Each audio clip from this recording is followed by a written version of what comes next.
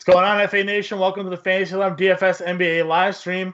It is Friday, just about to hit the weekend, but before we hit the weekend, we have a nice slate here of 8 games to bring you. A lot of action, a lot of high-scoring games, not really as much injury news as we've had in recent games. Right. Still some things we have to look out for. Most notably, James Binky, Derrick Rose, questionable. James, do you have any insight there at all on whether or not he's gonna play?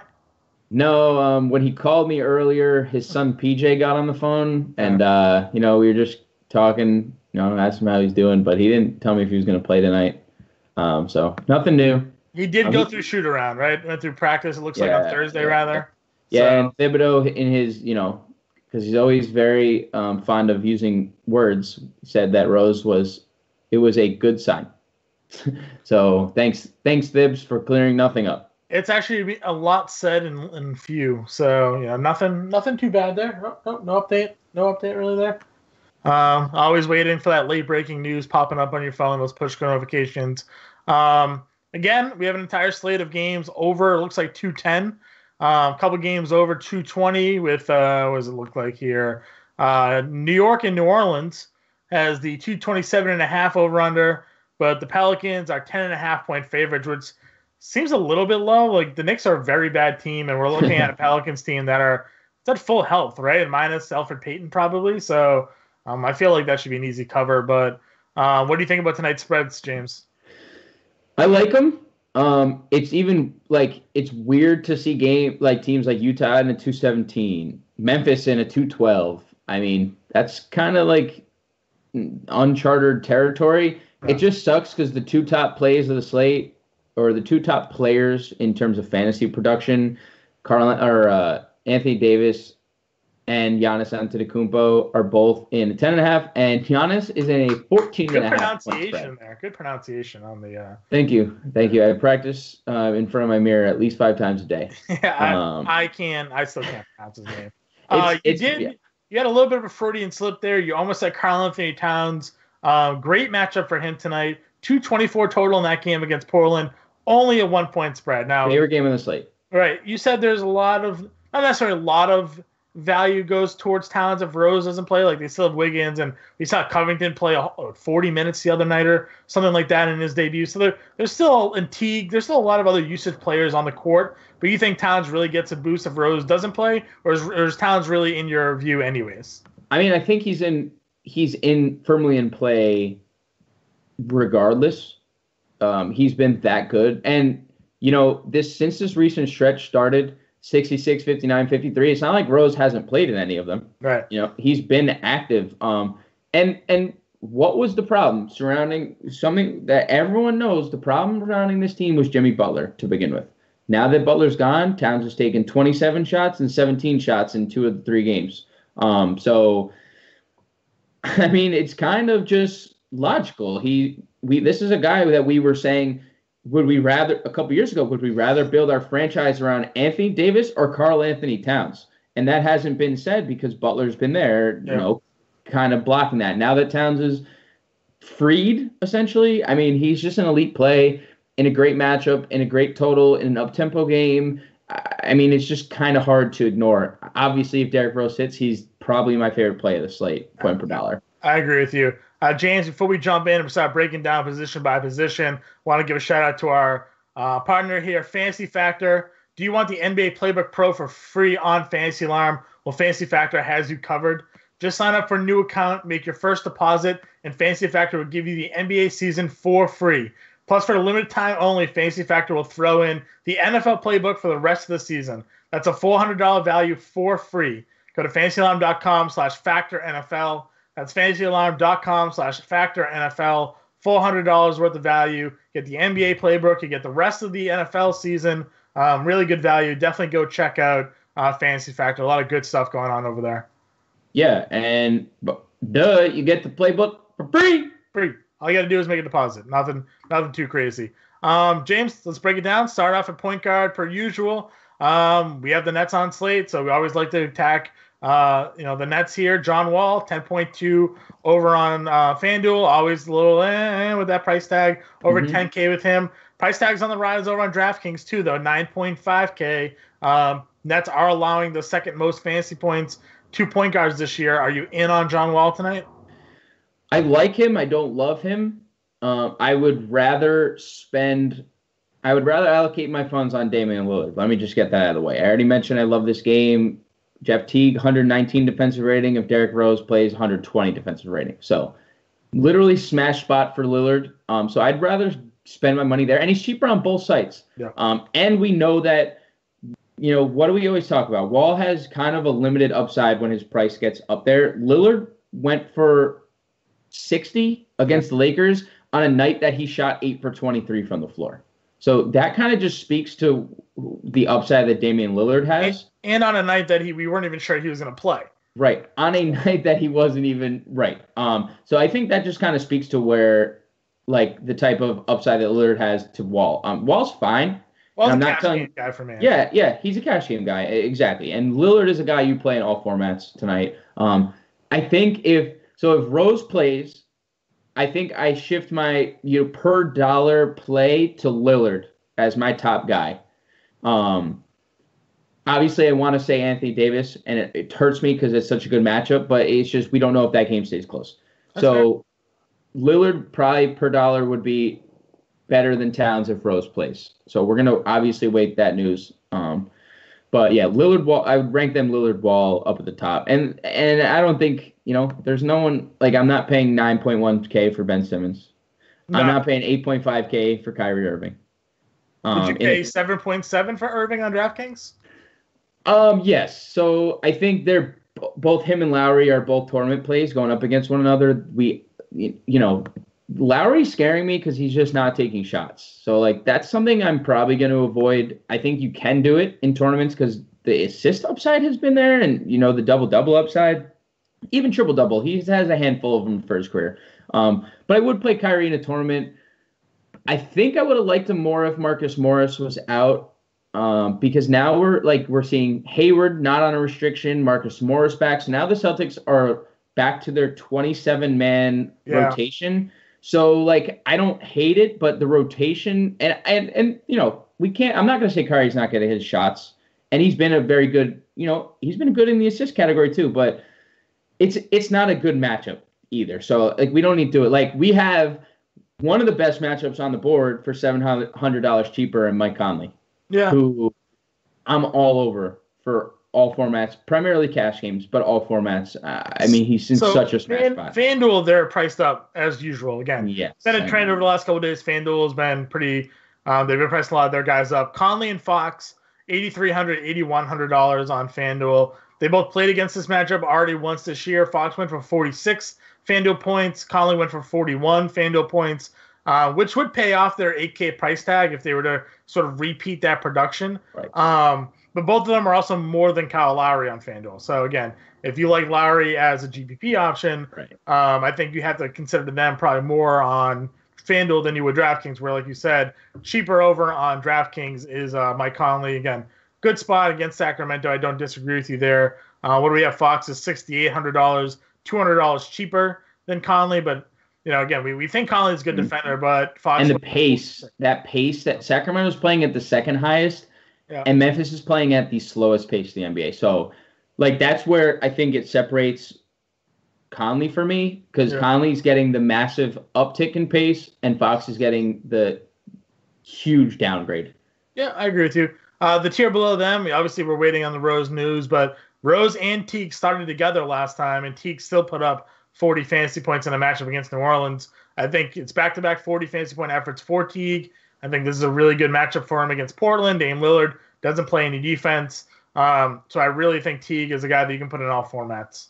Yeah, and he has a 25% usage rate with Derrick Rose on the floor. So it's not like the usage just falls off the table. Now, it substantially rises when Derrick Rose is off the floor. He's up to almost 30%, and he becomes almost a staple in every one of your builds. If so, I think he's viable on DraftKings in all formats because he's only 5.6K.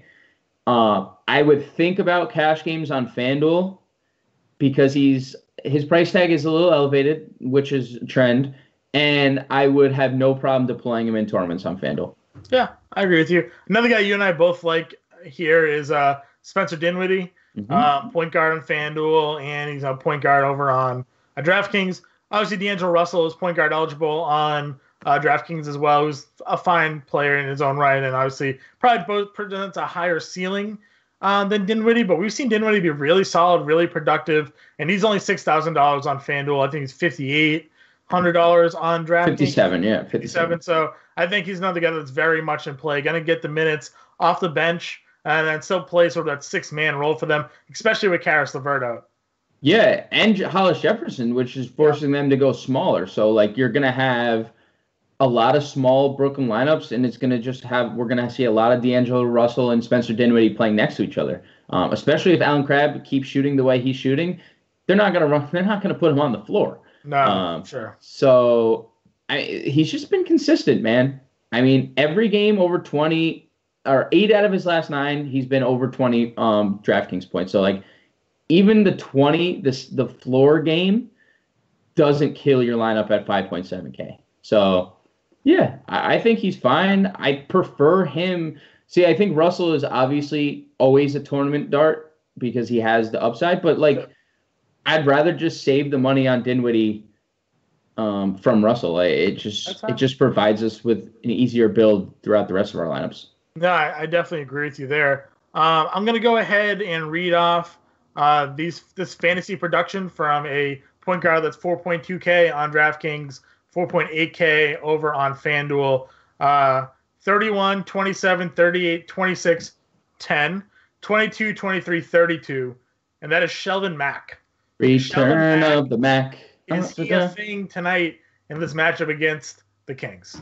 I mean, again, I hate it, like, pains me. I wrote up 3 Memphis guys on my playbook today. That hurt so much. Just because they're the pace, like, they play so slow. Yeah. But they're hurt. I mean, Omri Caspi, sure, he might come back. Whatever. But Chandler Parsons is still out. Dylan Brooks is still out. Mm-hmm. They don't really play Marshawn Brooks a lot, and they're just playing Mac side by side with Conley. 4.2K, another pace-up spot, another good matchup in terms of DVP against the Kings. Buddy Hield, not a great defender. Even, again, if he gets a matchup against De'Aaron Fox, not a good defender. So, yeah, 4.2K, Sheldon Mac, he's going to be low-owned. Absolutely for tournaments. Yeah, if you get rid of that 10-point game, we only played 19 minutes. He's averaging 28 FanDuel points over those 7 games that we mentioned, not including the 10-point effort there. So, again, very solid, 4.2K, shoots 3-pointers, so that gives you the little bonus on DraftKings. Again, even over on FanDuel, $4,800, still paying off that price tag, almost 6x value. So, again, interesting to see a guy like Sheldon Mac kind of flourishing right now. Probably goes under the radar in a lot of matchups, but another guy that's worth looking at. Your Bulls. I'm not going to say his name because I can't pronounce the last name, but you know where I'm going. Ryan Arcidiacono? Not in on him? Just because the minutes have been there and the production's been there. So I don't hate it. Like, I don't hate it, but I think there's more upside, especially on FanDuel, on a guy like Emmanuel Mudiay. I know I keep beating that dead horse. You're a Mudiay guy. I don't know. I mean, that's just what it is. He just shoots more. Like, Arcidiacono doesn't shoot the ball. Plus, I'm really wondering if Shaquille Harrison's last game impacts this Bulls rotation going forward, especially at point guard. I'm not saying Shaquille Harrison's going to steal the job, but in a blowout, yeah. I mean, we saw Shaquille Harrison. I mean, we saw them both play significant minutes, but we saw Shaquille Harrison explode against the Celtics. To be honest with you, he only played, most of the second half. So I worry about Arcidiacono in a tournament just because he doesn't shoot the ball. Yeah. And it's just that's why I just prefer Mudiay, and I prefer Mudiay on FanDuel, and I prefer Sheldon Mac out of these value guards over on DraftKings. Yeah, that works. Let's jump to let's jump to shooting guard. Victor Oladipo is the top price shooting guard over on FanDuel, also the top priced shooting guard over on DraftKings, $9,900 on FanDuel, $9,300 on DraftKings. Our ownership projections actually have him as a pretty highly owned player tonight. Miami is allowing the most fantasy points to opposing guards this season. Oladipo's been very consistent of late, really hitting his ceiling. Last 3 games over on DraftKings, 65, 52, and 50, filling up the stat sheet, getting you those steals that really boost that upside up on FanDuel. For me, I really, really like him. I was a little disappointed to see what you said his ownership was going to be tonight, because typically you get Oladipo at a lower cost. I guess that's probably because there aren't as many, stars, we'll say, on the slate, where people really have to decide between 5 or 6 high-priced players, right? Like, Oladipo's one of the main attractions on the slate. Yeah, and I don't think a lot of people, especially on FanDuel, where he's projected to be so highly owned, want to pay for Bradley Beal at 8.K in a potential blowout. They don't want to pay for Drew Holiday at 8.8K in a potential blowout. Yep. Zach LaVine, 8.4K, potential blowout. So, like, all these top guys are potentially going to get blown out or do like the destruction themselves. So, and again, Jimmy Butler, 8.3K against Utah, and we saw his role. We don't really know what the role is after the first shots. Game. Yeah, 12 so shots like in his debut. It's kind of just muddy. So Oladipo, if you're going to spend up, is clearly the safe option. And he also doesn't play for that psycho Thibodeau anymore. That's going to play him 39 minutes. Right. Yeah. So think about that as well. Right. Brett Brown might be playing the long game. You're right. Yeah. More for the playoffs. So yeah, I think Oladipo is super safe, all formats. Even at 9.9K, I prefer him in cash game at 9.9K because the ceiling is a little capped. But, I mean, I don't hate you if you play him in a tournament at that price tag either. Yeah, I agree with you there. I know this game has a high point spread, obviously a high total, but we do love outside shooters against the Pelicans. Any love for Tim Hardaway Jr. tonight, or do you just think he's only going to play a handful of minutes, 25 minutes or so, because of the blowout? I mean, if this game's going to stay close, we know where the production's coming from, so. Yeah, in a tournament, he's fine. He's going to see Etuan Moore. He's shifting down to small forward tonight because Alonzo Trier is starting at shooting guard. Alonzo Trier is starting at shooting guard. So I actually have interest in Alonzo Trier tonight. But so like Hardaway has an advantage over Moore size. I don't hate him. I think he's obviously a tournament play, and I think if you do it, maybe stack this game. Maybe play Hardaway with Davis, maybe playing with Kevin Knox, maybe playing with Drew Holiday, because if this game stays close, there's a 227 total. It's not like this game has like a 210 total and it's a 10-point spread. So I think that's a very contrarian way to look at this approach to slate. You're a big fan of this Portland-Minnesota game. McCollum and Wiggins are priced right next to each other over on FanDuel. Would you hesitate to put them both as your shooting guards? Maybe. Maybe I've grown to like McCollum less throughout the day, just thinking about matchups and how I think Covington probably guards McCollum in this one. Okay. And I don't like that at all because Covington is one of the best probably perimeter defenders. Elfrid Payton officially a game time decision. Very intriguing right there. I'm sure he'll be on a limit, but just interesting. That would diminish any Drew Holiday love, and I think kind of take away from Mirotic, but maybe not. Probably take away from Etuan Moore a little bit. Definitely take away from Etuan Moore. Definitely. I think Wiggins. I like Wiggins more just because we're getting the peripherals that we've always wanted from him, and now like those peripherals that Jimmy Butler accumulated every single night are just available. They're just for the taking. So I really like Wiggins. I do like McCollum. I just like him only for tournaments. I liked him for cash earlier. I think tournaments only because the potential matchup with Covington. That's fine. We'll jump down to some value options here. You mentioned Alonzo Trier. Pat Connaughton, another guy that I think people are going to be on tonight in terms of value. Any interest in those two? Any other value shooting guards on your mind? I think Connaughton there's a path for Connaughton to see 25 to 30 minutes with Dante DiVincenzo out, who's been playing the backup shooting guard small forward minutes, plus his blowout. So, like, he's basically blowout proof, should see minutes. I also like Trier starting. He's not afraid to shoot the ball. He's definitely not afraid to dribble it if you've ever watched him play. I think J.J. Redick, really safe 5.5K on both sites. Very safe cash game play. They need people to space the floor. Just what it is. They don't have anyone. Jimmy Butler didn't really solve that. Right. Garrett Temple, you mentioned revenge, could be okay. Allen Crabbe starting, if he ever hits a shot, he could be okay. Bogdan, maybe he starts tonight. Maybe I want to know what his minutes are going to be. I looked at him. I like him if he's going to play. He played, 24 minutes, I think, last game? I think it was up to 20. Yeah, he played 24. Yeah, 24. Against Spurs. So if you tell me that he's going to play 30, then I definitely am interested there. Wayne Ellington, another guy that's always going to play 25-ish minutes. Like him more on DraftKings because of the 3-point bonus, but again, another guy that's been very productive at a very cheap price. Only $3,800 over on FanDuel. On DraftKings, Ellington is, what do we have him at? 38, so same price. So good value there. Ready to move small forward? Yep. Giannis, Kawhi, how do you decide? So I think you play Giannis on FanDuel if you're going to play him. Just because that blowout really scares me over on DraftKings. And we have this extra money over here on FanDuel to like kind of balance your builds a little more. It just works better. I think Kawhi is a strong play. I mean, 31-10 against the Celtics, the 50-point fantasy game, I think is kind of what we are just kind of getting used to from Kawhi. So I think he's fine. Going down, Mirotic is okay. Don't love it. I think Josh Richardson's viable over on DraftKings. Okay. Just like I think Covington is. This small forward is really ugly on FanDuel tonight.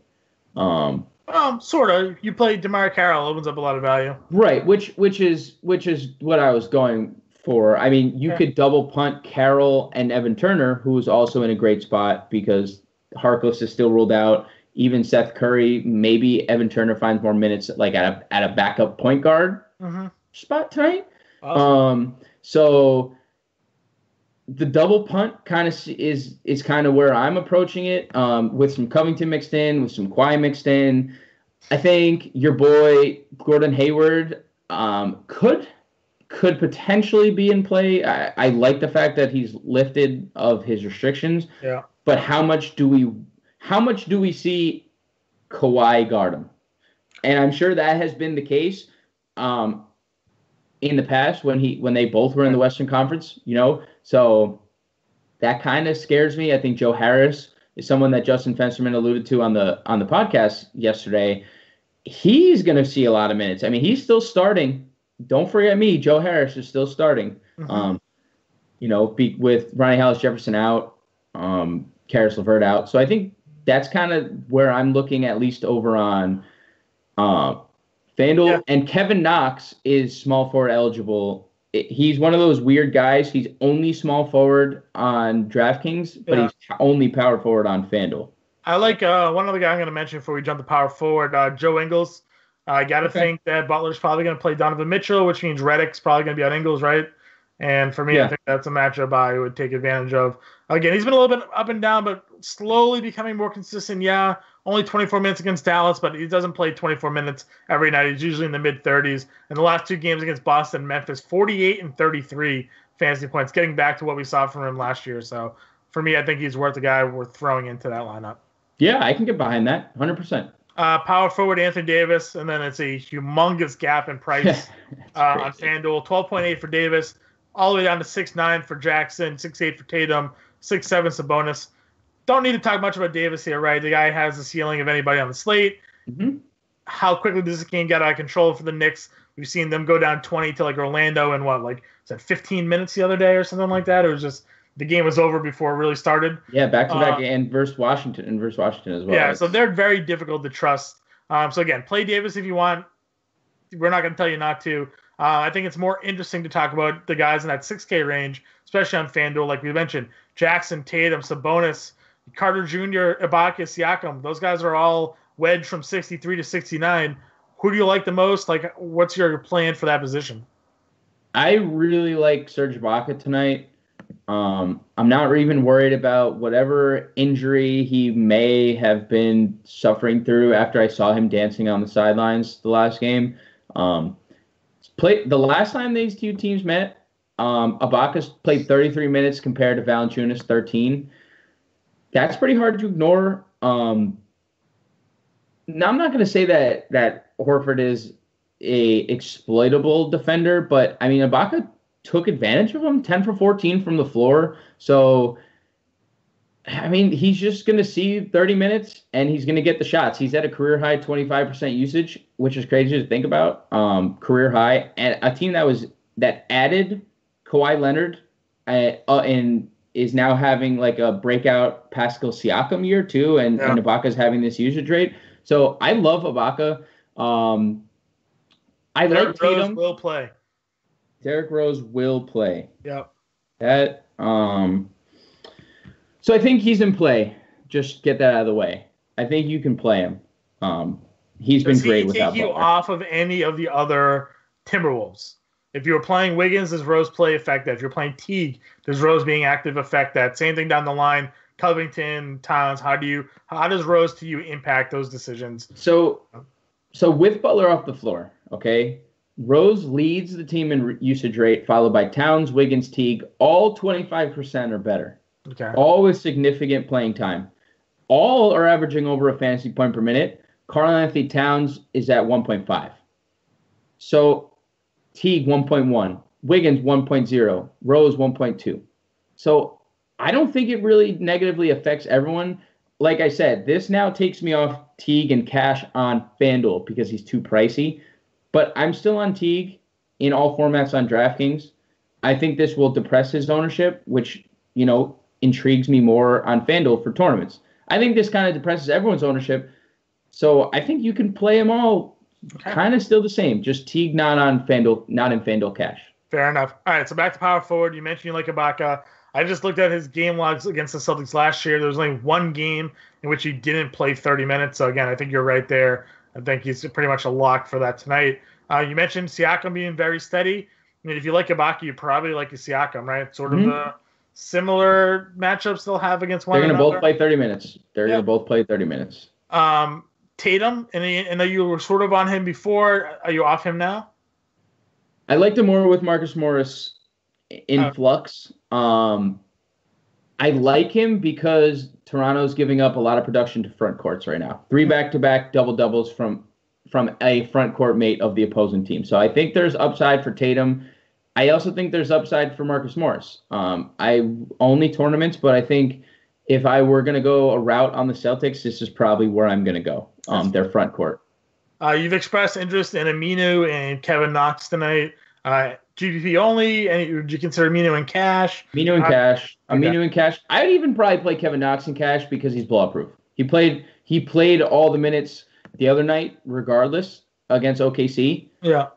And they got blown out of the water. And he took 100 shots. Right. So I think they're both pretty viable for all formats. And Ed Davis is a guy you think you can play with Rondae Hall-Jefferson out? Tournaments only. I wish Jared Allen was out because we can deploy him in all formats, but tournaments only for Ed Davis. But he's in play. All right, let's hit the center's position to wrap this one up. Embiid versus Gobert is going to be an interesting matchup tonight. We obviously know how great defensively Gobert can be. Towns versus Towns versus Portland, as you just said, averaging 1.5 fantasy points per minute. Very difficult to ignore him. 10.6K. That price tag is getting up there on Towns. So it'd be interesting, decision who you're going to pay up for. It seems like Towns could be a popular option. And then we have a mess of guys down at 8K over on FanDuel. Whiteside and Gasol. Nurkic should probably see minutes against Towns, right? Like they're going to need a big body on the floor against him. And then we always say we play centers against the Nets, but you're a little iffy on Dwight Howard tonight. Okay, I'm not iffy on DraftKings because I think 5.7K is fine. I think we can get to 28 we're looking for, 28.5. Just 7K is a lot, and I would rather spend down $200 on Al Horford, who was 1 assist shy of a triple-double against this Toronto team last time out, who is going to be literally 3% owned. Maybe 3%, like that might be pushing it. So I like Horford more on FanDuel. I love Marc Gasol. I think he is the cash guy over on DraftKings. I think it's pretty hard to ignore 7K for a guy with the upside, the floor, just the pace-up spot. And I think Hassan Whiteside is back in play completely under the radar No one's going to play him tonight after he let everyone down. Yeah, I agree with you there. And then I'll throw one last punt play out there over on FanDuel because he's center only. Mike Muscala, 27 and 26 minutes each of the last 2 games, only 3,600. He had 24 fantasy points against Miami. That'll definitely pay off the price tag. 12 points against Orlando, but this is a better matchup, I think, for him against Utah, playing against, the backup players in Utah. Won't have to deal with Gobert, he won't have to deal with Favors. So I think Muscala is an interesting punt play. Yeah, and you mentioned it's just the minutes. He's just going to consistently see the minutes as long as Wilson Chandler is. I mean, even probably when Wilson Chandler returns to a full capacity, Muscala is still going to be the backup power forward and center. But like right now, he's playing 26 to 28 minutes, and that's at min salary. A guy who we just saw take 10 threes 2 nights ago. If 5 or 6 of those fall at min salary, you're going to get 8x out of this guy. If he hits 6 threes, we're in for a big night for Mike Muscala. You're in for a big night overall. Sure. Overall. Yeah. All right, that wraps up today's live stream. James and I will be in subscriber chat. James, you did the playbook today. Are the lineups on their way out? Are they out already? Lineups are about to be out. So lineups will be out in a little bit. We'll be updating them as injury news breaks because I'm not holding my breath yet. We're pretty sure that something's probably going to come down before 7 o'clock. Good luck, everybody. And again, if you need to get us up, we'll be in the subscriber chat. Let's make some money. Later, guys.